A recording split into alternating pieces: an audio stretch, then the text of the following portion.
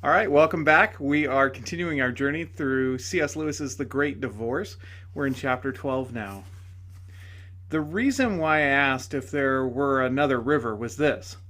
All down one long aisle of the forest, the undersides of the leafy branches had begun to tremble with dancing light. And on earth I knew nothing so likely to produce this appearance as the reflected lights cast upward by moving water.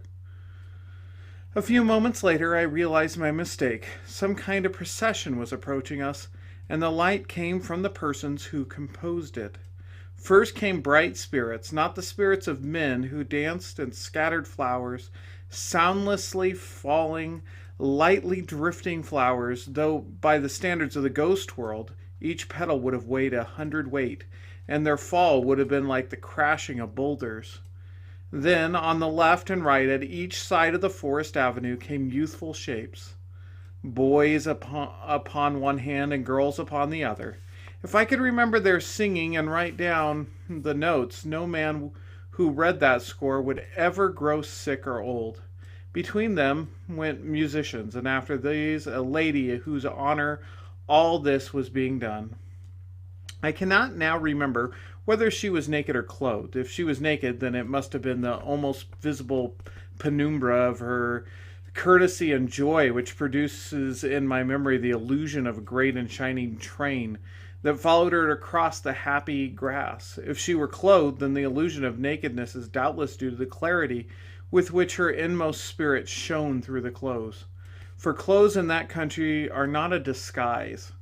The spiritual body lives along each thread and turns them into living organs. A robe or a crown is there as much one of the wearer's features as a lip or an eye. But I have forgotten, and only partly do I remember, the unbearable beauty of her face. Is it? I whispered to my guide. Not at all, he said. It's someone you'll never have heard of. Her name on earth was Sarah Smith, and she lived on Golders Green. She came to be, well, a person of particular importance?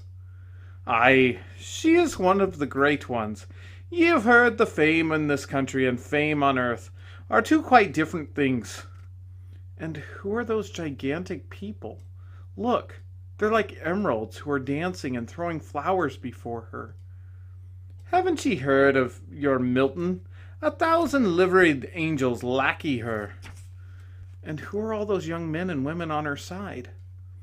They are her sons and daughters. She must have had a very large family, sir. Every young man or boy that met her became her son, even if it were only the boy that brought the meat to her back door. Every girl met her was her daughter. Isn't that a bit hard on their own parents? No. There are those that steal other people's children's, but her motherhood was of a different kind. Those on whom it fell went back to their natural parents, loving them more. Few men looked on her without becoming, in a certain fashion, her lovers. But it was the kind of love that made them not less true, but truer, to their own wives. But hello! What are all those animals? A cat? 2 cats? Dozens of cats? And all those dogs? Why, I can't count them. And the birds and the horses? They are her beasts! Did she keep a sort of zoo? I mean, this is a bit too much. Every beast and bird that came near her had its place in her love. In her they became themselves. And now the abundance of life she has in Christ from the Father flows over into them. I looked at my teacher in amazement. Yes, he said. It's like when you throw a stone into a pool, and the concentric waves spread out further and further. Who knows where it will end? Redeem humanity is still young. It has hardly come to its full strength, but already there is joy enough in a little finger of a great saint such as yonder lady to waken all the dead things of the universe into life. While we spoke, the lady was steadily advancing toward us, but it was not as at us she looked. Following the direction of her eyes, I turned and saw an oddly shaped phantom approaching. Or rather, 2 phantoms. a great tall ghost, horribly thin and shaky, who seemed to be leading on a chain another ghost, no bigger than an organ grinder's monkey. The taller ghost wore a soft black hat, and he reminded me of something that my memory could not quite recover. Then, when he had come within a few feet of the lady, he spread out his lean, shaky hand flat on his chest, with his fingers wide apart, and he exclaimed in a hollow voice, "At last!" All at once I realized that it was that he had put me in mind of.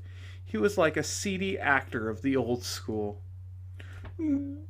"Darling, at last," said the lady. "Good heavens!" thought I. Surely she can't. And then I noticed two things. In the first place, I noticed that the little ghost was not being led by the big one. It was the dwarfish figure that held the chain in its hand and the theatrical figure that wore the collar round its neck. In the second place, I noticed that the lady was looking solely at the dwarf ghost. She seemed to think it was a dwarf who had addressed her, or else she was deliberately ignoring the other. On the poor dwarf she turned her eyes. Love shone not from her face only, but from all of her limbs, as it were some liquid in which she had been bathing. Then, to my dismay, she came nearer. She stooped down and kissed the dwarf. It made one shudder to see her in such close contact with that cold, damp, shrunken thing, but she did not shudder. "Frank," she said, "before anything else, forgive me. For all I ever did wrong, and for all I did not do right, since the first day we met, I ask your pardon." I looked properly at the dwarf for the first time now, or perhaps when he received her kiss he became a little more visible. One could just make out the sort of face he must have had when he was a man. A little oval, freckled face with a weak chin and a tiny wisp of unsuccessful mustache. He gave her a glance, not a full look. He was watching the tragedian out of the corner of his eyes. Then he gave a jerk to the chain, and it was the tragedian, not he, who answered the lady. "There, there," said the tragedian. "Well, say no more about it. We all make mistakes." With the words, there came over his features a ghastly contortion, which I think was meant for an indulgently playful smile. "Well, we'll say no more about it. It is you. That is what you have been continually on my mind all of these years. The thought of you here, alone.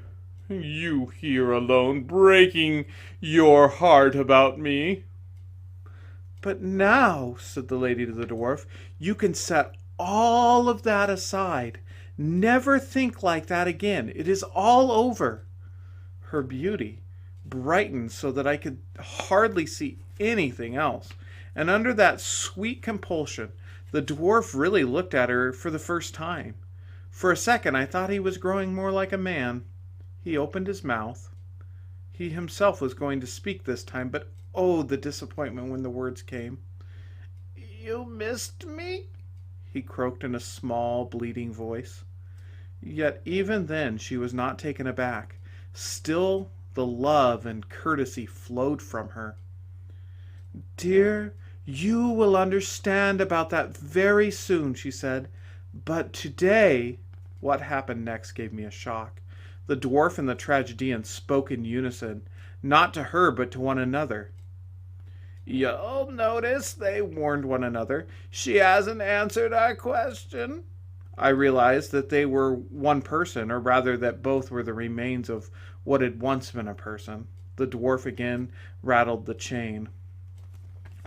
"You missed me," said the tragedian to the lady, throwing a dreadful theatrical tremor into his voice. "Dear friend," said the lady, still attending exclusively to the dwarf, "you may be happy about that, and about everything else. Forget all about it forever." And really for a moment I thought the dwarf was going to obey, partly because the outlines of his face became a little clearer, and partly because the invitation to all joy singing out of her whole being like a bird song on an April evening seemed to me such that no creature could resist it. Then he resisted. And then, once more, he and his accomplice spoke in unison. "Of course, it would be rather fine and magnanimous not to press the point," they said to one another. "But can we be sure she'd notice? We've done these sort of things before. There was the time we let her have that last stamp in the house to write her mother, and said nothing, although she had known we wanted to write a letter ourselves. We thought she'd remember and see how unselfish we'd been, but she never did.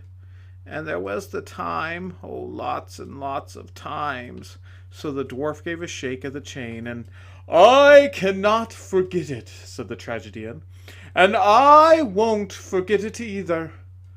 I could forgive them all they've done to me, but for you, my mistress—" "Oh, don't you understand?" said the lady. "There are no miseries here." "Do you mean to say," answered the dwarf, as if this new idea had made him quite forget the tragedian for a moment, "do you mean to say you've been happy?" "Don't you want me to be? But no matter, want it now, or don't think about it at all." The dwarf blinked at her. One could see an unheard of idea trying to enter his little mind. One could see even that there was for him some sweetness in it. For a second he had almost let the chain go, and then, as if it were his lifeline, he clutched it once again. "Look here," said the tragedian, "we've got to face this." He was using his manly bullying tone this time, the one for bringing women to their senses.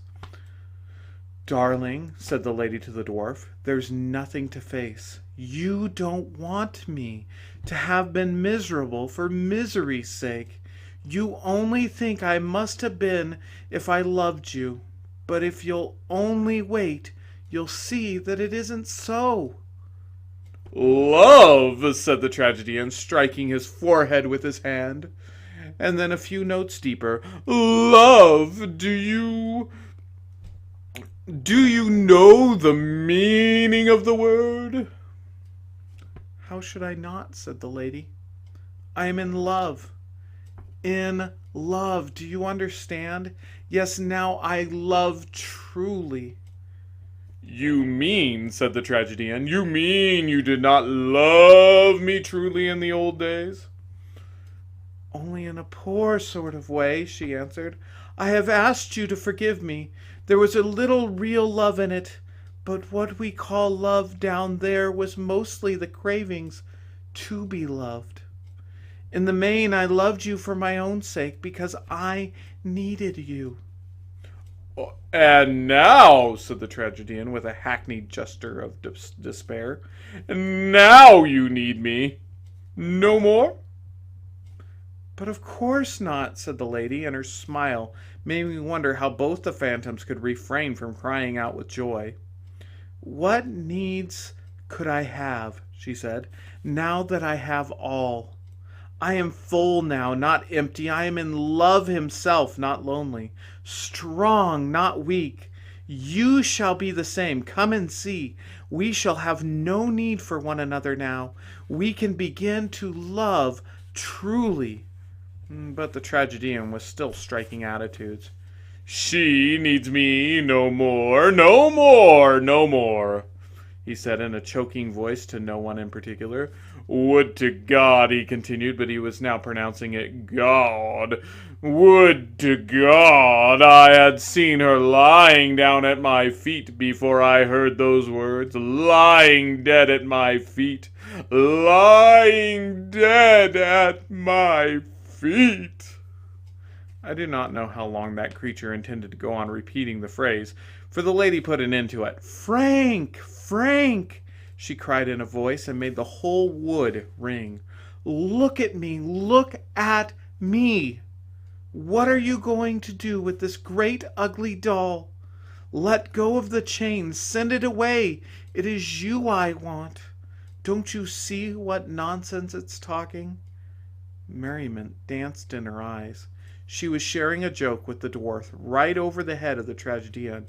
Something not at all unlike a smile struggled to appear on the dwarf's face, for he was looking at her now. Her laughter was past his first defenses.